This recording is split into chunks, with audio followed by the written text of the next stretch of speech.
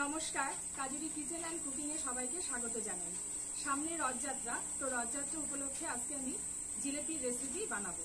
তো চলুন কিভাবে জিলেপি রেসিপিটা বানাবো তাহলে দেখা যাক। প্রথমে চিনির শিরাটা বানানোর জন্য আমি জল দিয়ে দিচ্ছি।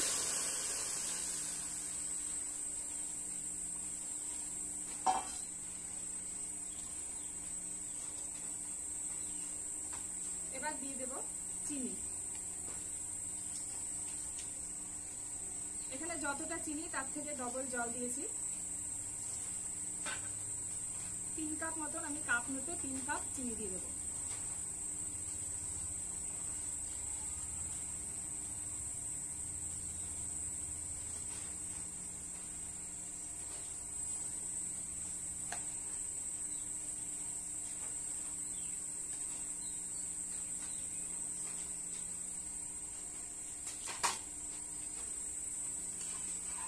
চিনির শিরাটা খুব বেশি আঠালো হবে না, আবার একেবারে পাতলাও হবে না,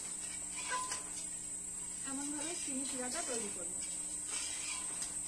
আর ততক্ষণে আমি যে খাবিটা বানিয়ে রেখেছি ময়দা আর বিউলির ডাল দিয়ে জিলেপিটা বানাবো, তো সেইটা একটু ভালো করে ফাটিয়ে দেখাবো। চিনির শিরাটা হতে হতে আমি এটা দেখিয়ে দিচ্ছি। এখানে বিউলির ডাল আর ময়দা দু রকম একসাথে মিশিয়ে আমি জিলেপিটা বানাবো আজকে। তো শুধু ময়দা দিয়ে আপনারা করতে পারেন, আর বিউলির ডালের সাথে ময়দাটা মিশিয়ে দিলে বেশি খেতে ভালো লাগে। তো বিউলির ডালের রেসিপির জন্য আমি এখানে বিউলির ডালটা প্রায় 24 ঘন্টা এটা পেস্ট করে এভাবে রেখেছি, মিক্সারে করে 24 ঘন্টা ঢাকা দিয়ে রেখেছিলাম এইভাবে। এটা একটু গেজির মতন উঠেছে আর একটা হালকা গন্ধ এসছে।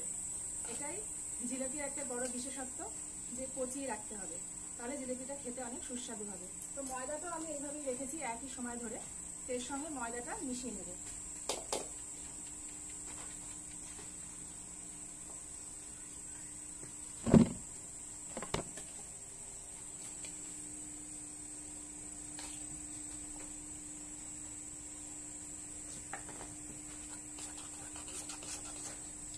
মিক্সড করে ব্যাটারটা এরকম হয়েছে, এটাতে আরেকটু জল মিশিয়ে নিতে হবে। সামান্য একটু জল মিশিয়ে নেব।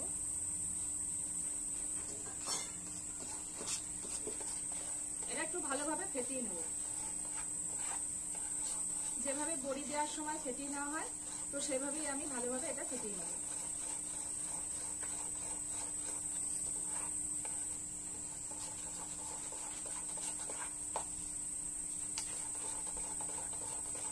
এভাবে বেশ কিছুক্ষণ আমি ফেটিয়ে নেব।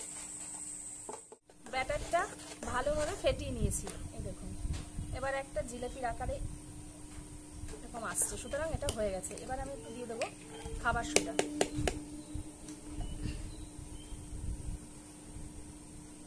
এরকম পরিমাণে দিয়ে দেবো খাবার সোডা। আরেকটু ফেটিয়ে নেব। ওদিকে চিনির রসটা প্রায় হয়ে গেছে, এবার ওটা নামিয়ে নেব।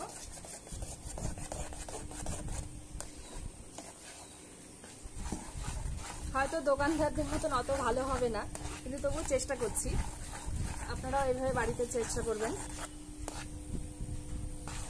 চিনির শিরাটাও তৈরি হয়ে গেছে। ঠিক হাত দিয়ে একটু দেখে নেব। হ্যাঁ, একটু একটু এরকম আসছে। খুব বেশি হবে না, এর থেকে বেশি চিট হলে কিন্তু হবে না। ঠিক এরকম থাকতে নামিয়ে নিতে হবে। আমি এবার চিনির রসটা নামিয়ে কড়াইতে তেল দিয়ে গরম করতে বসিয়ে দিচ্ছি। এই দেখুন, চিনির শিরাটা সম্পূর্ণ রেডি। কড়াইটা গরম হয়ে গেছে, আমি এবার তেল দিয়ে দেবো। তেলটা একটু বেশি পরিমাণে দিতে হবে।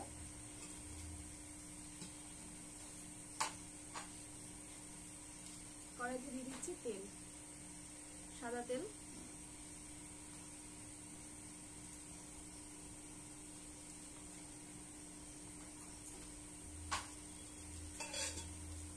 তেলটা ভালো করে গরম হলে তবে জিলেপিগুলো দিয়ে দেবো। আমি এরকম একটা কাপ নিয়েছি, এর মধ্যে ওই ব্যাটারটা দিয়ে এভাবে দেবো। আপনারা চাইলে বোতলেও করতে পারেন, বোতলের মুখটা একটু ফুটো করে নিয়ে বোতলেও করতে পারেন, কেউ কাপড়ে করে, বিভিন্ন প্রসেসে জিলেপি করা যায়। তো আমি আজকে এই কাপটা নিয়েছি, কাপ দিয়ে করবো। তাহলে এর আগে অনেকগুলো হয়ে গেছে, আমাদের বিভিন্ন ডিজাইনের জিলাপি হচ্ছে। তো দেখুন আরেক ধরনের ডিজাইন, কিন্তু খেতে পুরো জিলাপির মতনই স্বাদ হবে। ডিজাইন বিভিন্ন রকমের। প্রথমে কাপ দিয়ে করলাম, এখন আমাদের কাপড় দিয়ে করা হচ্ছে।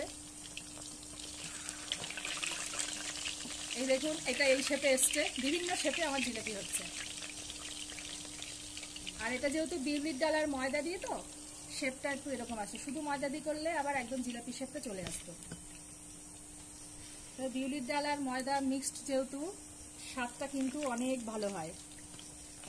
এটা হয়ে গেল, চিনির রসে দিয়ে দেবো। এবার আরেকটা চলে আসছে, আরেকটা দেখি কি ডিজাইন করা যায়।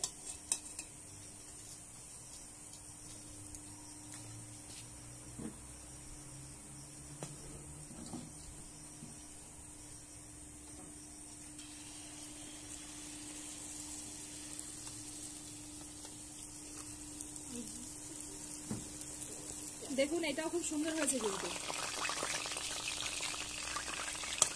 আড়াই প্যাচ থেকে 3 প্যাচ হয়ে গেছে, কিন্তু খুব সুন্দর হয়েছে। এই দেখুন, এই দেখুন কতটা সুন্দর হয়েছে। এই দেখুন, ফার্স্ট টাইম করছি জিলাপি, সেকেন্ড টাইম থেকে হয়তো আরেকটু ইমপ্রুভ হবে, কিন্তু টেস্ট হয়েছে দুর্দান্ত।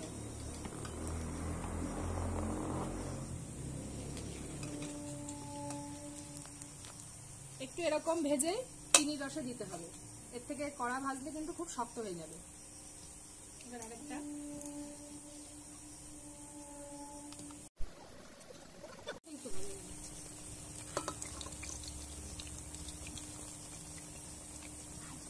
এই তো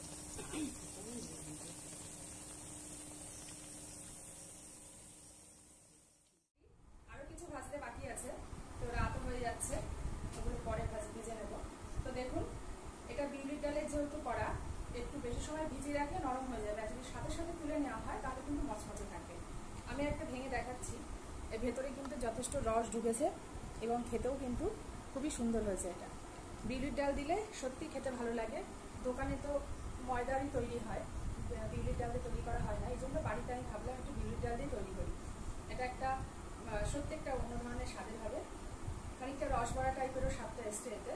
আপনারা বাড়িতে অবশ্যই ট্রাই করে দেখবেন আর কমেন্ট বক্সে জানাবেন যে ভিডিওটি কেমন লাগবে। তো বন্ধুরা, শুভ রথযাত্রা, সামনে রথ।